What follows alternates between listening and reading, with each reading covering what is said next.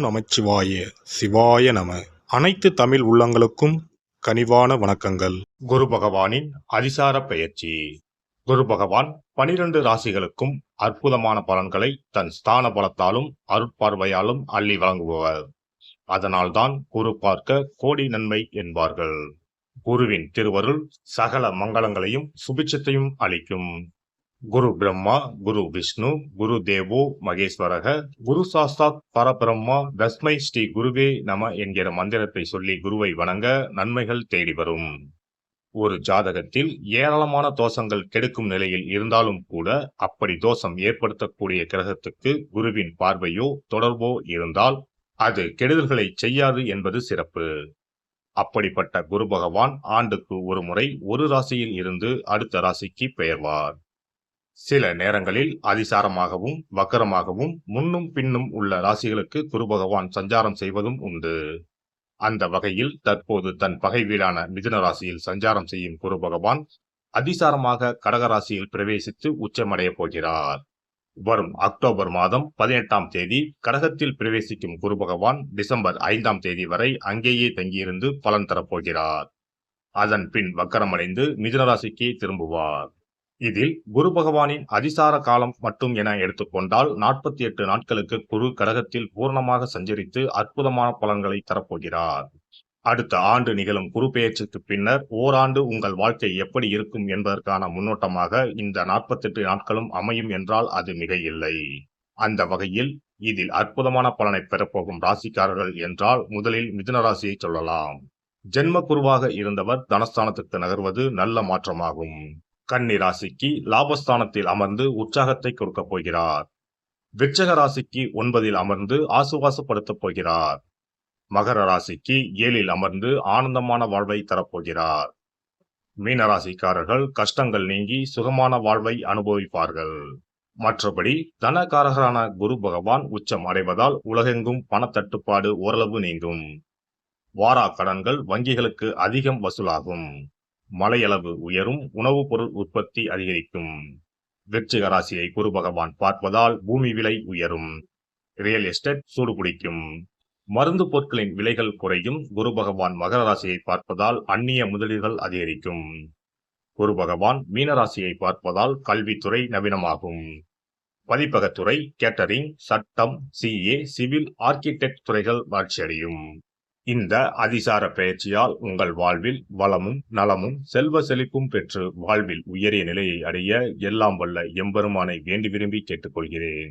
தளராத மனமும் தலைமை பண்பும் கொண்ட மேசராசி அன்பர்களே, தற்போது 3ஆம் இடத்தில் குரு பகவான் அமர்ந்திருக்கிறார். எந்த வேலையை தொட்டாலும் அதை முடக்கி தொட்ட இடத்தில் எல்லாம் செலவை இழுத்து வைத்த குரு பகவான் அக்டோபர் 18ஆம் தேதி முதல் 4ஆம் இடத்திற்கு பயிற்சியாகிறார். அங்கு டிசம்பர் 5ஆம் தேதி வரை சஞ்சாரம் செய்து பலன் தர இருக்கிறார். 4ஆம் இடத்தில் குரு பகவான் சஞ்சாரம் செய்வது கோச்சாரத்தில் அவ்வளவு நல்ல நிலையா என்று பார்த்தால் இல்லை என்றுதான் சொல்ல வேண்டும். ஆனால் இதுவரை சஞ்சாரம் செய்து வரும் 3ஆம் வீட்டை விட நல்ல இடம் என்று கூறலாம். வீடு கட்டும் பணியை தொடங்கி அதை முடிக்க முடியாமல் தடுமாறி கொண்டிருந்த மேசராசிக்காரர்கள் இந்த காலகட்டத்தில் அதை கட்டி முடிக்க சூழ்நிலைகள் கனிந்து வரும். எதிர்பார்த்தபடி வங்கி கடன் கிடைக்கும். கட்டுமான பொருட்கள் தடங்களின்றி வந்து சேரும். ஆவணங்களில் இருந்த பிரச்சனைகள் விலகும். அடிக்கடி பழுதடைந்து தொந்தரவு செய்து கொண்டிருந்த பழைய 2 சக்கரம் 4 சக்கர வாகனங்களை மாற்ற வேண்டும் என்று நினைத்தவர்களுக்கு அது நல்லபடியாக அமையும். புது வாகன யோகம் வாய்க்கும். சிலருக்கு இடமாற்றம், வீடு மாற்றம், ஊர் மாற்றம் ஆகியன ஏற்படும். எப்படிப்பட்ட மாற்றமாக இருந்தாலும் அது உங்களை வாழ்வில் அடுத்த கட்டத்திற்கு எடுத்துச் செல்வதற்கானது என்பதை மறந்து விடாதீர்கள். 4ஆம் வீட்டில் அமரும் குரு பகவான் உங்கள் ராசிக்கு 8, 10, 12 ஆகிய வீடுகளை பார்க்க இருக்கிறார். 10ஆம் வீட்டை குரு பகவான் பார்க்கும் இந்த காலத்தில் புதிய வேலை தேடிக்கொண்டிருப்பவர்களுக்கு நல்ல வேலை கிடைக்கும். வேலையில் இருப்பவர்களுக்கு பதவி உயர்வு, சம்பள உயர்வு ஆகியன கிடைக்கும். கௌரவ பொறுப்புகள், பதவிகள் தேடி வரும். குரு பகவானின் பார்வை 8ஆம் வீட்டை பார்ப்பதால் வெளிநாடு செல்ல வாய்ப்புகளை எதிர்பார்த்து காத்திருந்த அன்பர்களுக்கு நல்ல செய்திகள் வந்து சேரும். விசா கிடைப்பதில் இருந்த தடைகள் விலகும். திடீர் பண வரவுக்கும் வாய்ப்பு உண்டு. எனினும் வீண் செலவுகளை குறைத்து சேமிப்பதில் ஆர்வம் காட்டுங்கள். 12ஆம் வீட்டில் குருவின் பார்வை விழுவதால் சுப செலவுகள் அதிகரிக்கும். சிலர் பலகாலம் செல்ல விரும்பிய ஆன்மீக ஸ்தலங்களுக்கு சென்று வரும் பாக்கியம் கிடைக்கும். குடும்பத்தில் சுபகாரியங்கள், சுப செலவுகள் அதிகரிக்கும். எனினும் தாயின் உடல் ஆரோக்கியத்தில் அக்கறை காட்டுங்கள். இரவு நேர பயணங்களை முற்றிலும் தவிர்த்து தவிர்த்து விடுவது நல்லது. யாருக்கும் ஜாமீன் கையெழுத்து போட வேண்டாம். இல்லை என்றால் தேவையற்ற பொறுப்புகளை சிக்கல்களை எதிர்கொள்ள வேண்டியிருக்கும். மொத்தத்தில் மேசராசிக்காரர்களுக்கு இந்த அதிசார குரு பெயர்ச்சி யோக பலன்களையே கொடுக்கும். குரு பகவான் தரும் நன்மைகளை முழுமையாக பெறவும் தடைகள் அகலவும் வியாழக்கிழமைகளில் நவகிரக குரு பகவானை வழிபடுங்கள். வயது முதிர்ந்தவர்களுக்கு தங்களால் இயன்ற உதவிகளை செய்யுங்கள். குருவருள் உங்கள் வாழ்வை வளமாக்கும். சிறப்பு தொகுப்பு: தோஷங்களை நீக்கும் கற்பூர பரிகாரம்.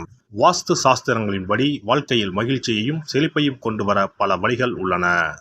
வருமானம் பெருக, வீட்டில் உள்ள கண் திருஷ்டி நீங்க, வேலை கிடைக்க, பல சுப பலன்கள் கிடைக்க சிறு விஷயம் செய்தால் எல்லாம் நல்லபடியாக நடக்கும். வாஸ்துப்படி கற்பூரம் மற்றும் கிராம்பு எரிப்பது பல பிரச்சனைகளை சமாளிக்கும். இரவில் கிராம்பு வைத்து கற்பூரம் கொளுத்துங்கள். ஆசைகளை நிறைவேற்றும் சக்தி கற்பூரத்திற்கு உண்டு.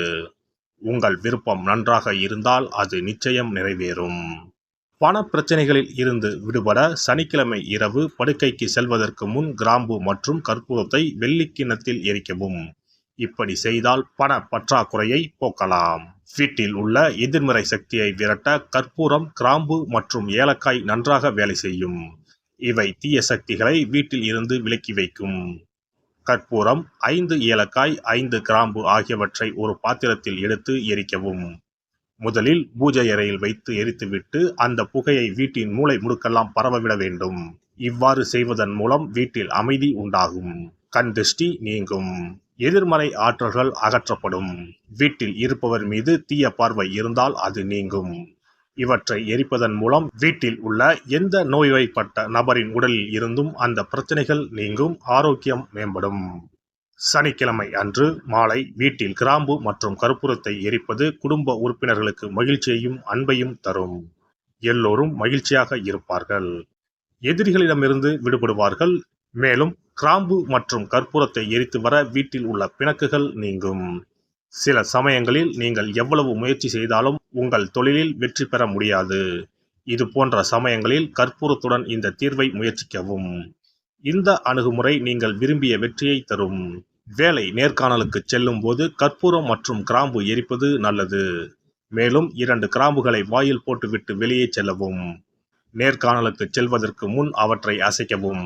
இப்படி செய்தால் வேலை கிடைக்கும். தொழிலில் முன்னேற்றம் ஏற்படும். கடுகு எண்ணெயில் 2 கிராம்புகளை போட்டு காலையில் கடவுளுக்கு அருகில் தீபம் ஏற்றவும். அதன் பிறகு நேர்காணலில் கலந்து கொள்ளுங்கள். இவ்வாறு செய்வதன் மூலம் தொழிலில் உள்ள தடைகள் அனைத்தும் நீங்கும். நல்ல வேலை கிடைக்கும். திருமண உறவில் சிக்கல் இருந்தால் வெள்ளி அல்லது வேறு ஏதேனும் பாத்திரத்தில் கற்பூரத்தை எரிக்கவும். அறையின் மூலையில் 2 கற்பூரங்களை வைக்க வேண்டும். இவ்வாறு செய்வதன் மூலம் தம்பதிகளிடையே ஒற்றுமை அதிகரிக்கும். மேலும் இரவில் கற்பூரம் மற்றும் கிராம்புகளை எரிப்பதால் வாழ்வில் உள்ள தடைகள் நீங்கும். 6 கற்பூரம் மற்றும் 36 கிராம்புகளை எடுத்து வீட்டில் தூவி வர உங்கள் திருமண வாழ்க்கையில் உள்ள தடைகள் நீங்கும். எந்த ஒரு பரிகாரமாக இருந்தாலும் அதை முழு மனதோடு தெய்வ நம்பிக்கையோடு தொடர்ந்து செய்து வந்தால் மட்டுமே பலன் கிடைக்கும். எனவே நம்பிக்கையோடு செய்து பலனை பெறுங்கள். நல்லதே நடக்கும். எல்லாம் வல்ல இறையருளால் நீங்களும் உங்கள் அன்பு குடும்பமும் உடல் நலம், நீளாயுள், நிறை செல்வம், உயர் புகழ், மெய்ஞானம் ஓங்கி வாழ்க வளமுடன். இந்த வீடியோ பதிவு உங்களுக்கு பிடித்திருந்தால் லைக் பண்ணுங்க, கமெண்ட் பண்ணுங்க, ஷேர் பண்ணுங்க. மறக்காம சப்ஸ்கிரைப் பண்ணுங்க. பக்கத்துல இருக்கிற பெல் பட்டனை கிளிக் பண்ணுங்க. நன்றி, வணக்கம். ஓம் நமச்சிவாய. சிவாய நம.